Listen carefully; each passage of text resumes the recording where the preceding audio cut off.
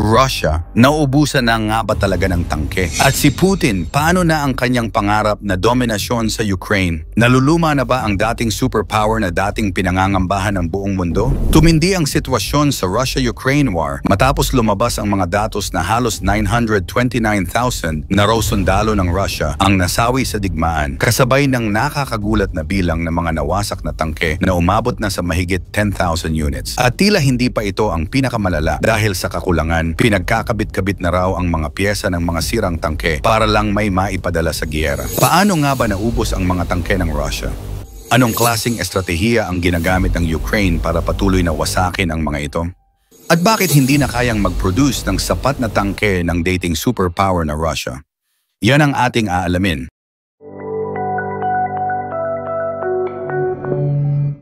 Pebrero 24, 2022. Isang araw na hindi malilimutan ng Ukraine. Dito nagsimula ang full-scale invasion ng Russia sa kanilang bansa. Akala nila madali lang ang labang ito. Ilang linggo lang tapos na. Ganon ang kumpiyansa ni Vladimir Putin noong mga panahong yon. Bakit hindi?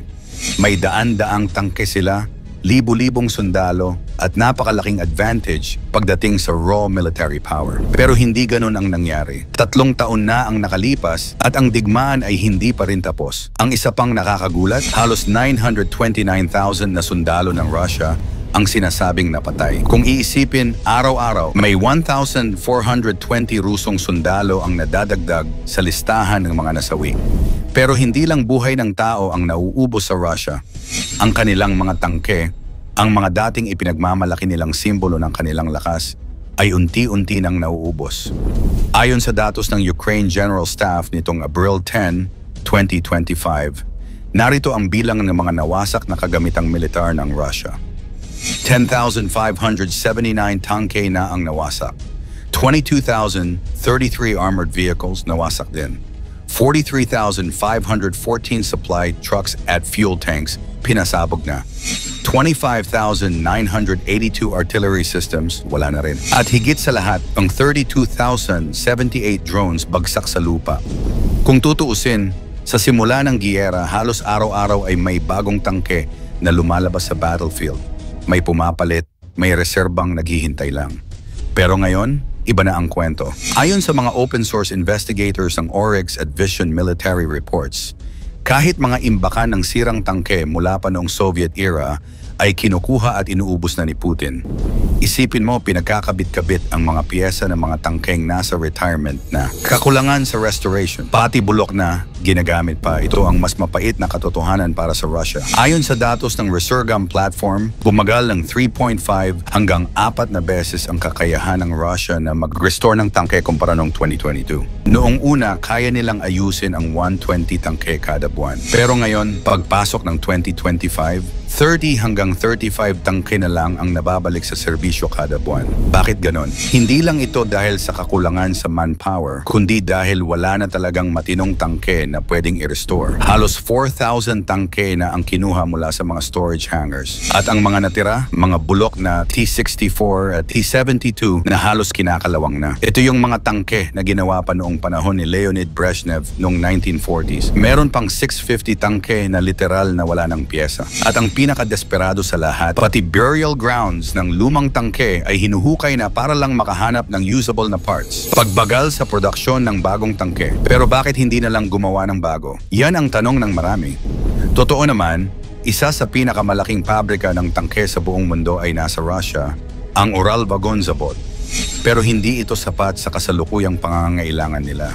20 bagong tangke kada buwan lang ang kayang gawin ng Russia. Bakit ganun kabagal? Maraming dahilan. Una, wala silang sapat na semiconductors. Karamihan ay nasa China, Turkey, and Western nations na may sanctions kontra sa kanila. Hindi ka makakabili ng latest na electronics kung ikaw ay nasa blacklist ng kalahati ng mundo. Pangalawa, kulang sila sa advanced armor. Ang modernong tangke ay hindi lang karaniwang bakal. May special alloys ito na kayang tumangga sa pinakamalakas na anti-tank weapons at kulang sila dito. Pangatlo, hindi sapat ang kanilang electronic systems. Ang modernong tangke ay parang computer na may baril, kailangan ng advanced targeting systems, GPS communications equipment, at marami pang iba. Kaya kahit sinabing dapat ay 240 tanks kada buwan ang output ng Russia, ang actual actual production, 80 kada taon lamang. Napakalayo sa target ang nangyayari. Strategy ng Ukraine, ang tunay na lumalamon sa mga tangke. Sa gitna ng lahat ng ito, dapat kilalanin ang kahangahangang anti-tank strategy ng Ukraine, lalo na ang paggamit nila ng drone warfare at FPV kamikaze drones. May isang viral na video mula sa Phoenix UAV unit ng Ukraine na nagpapakitang inubos ng drone strikes ang isang Russian tank na may cope cage o steel frame armor. Kahit may proteksyon, tinunaw pa rin ng mga drone ang tangke.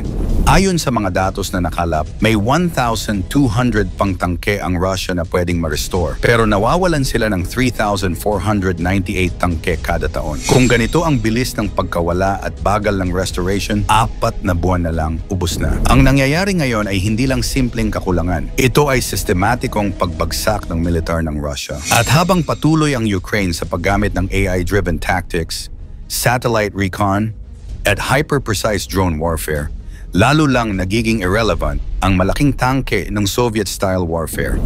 Sa madaling salita, hindi lang nauubos si Putin, naluluma siya. At sa mundo ng digmaan, ang lumang teknolohiya ay katumbas ng kamatayan. Ang digmaan sa pagitan ng Ukraine at Russia ay nagpapakita sa mundo na hindi na lang tungkol sa dami ng sundalo o kapal ng armor. Ito na ay laban ng katalinuhan, teknolohiya at estratehiya. Sa ganitong larangan, Ukraine ang may lamang.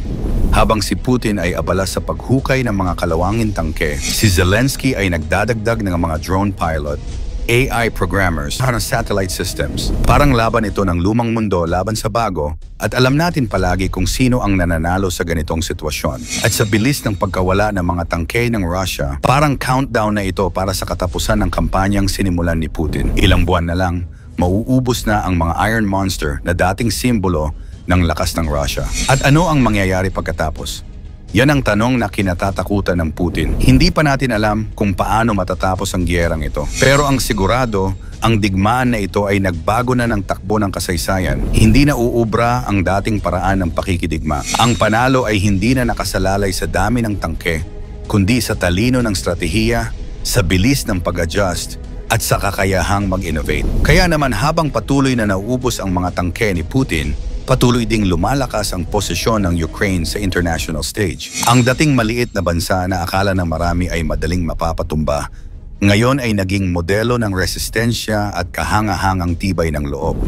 Ano sa tingin mo ang susunod na mangyayari sa Russia-Ukraine war? May pag-asa pa kaya si Putin? O tuluyan ng mauubos ang kanilang mga tangke? Ikomento mo naman ito sa ibaba. Huwag kalimutang i-like at i-share.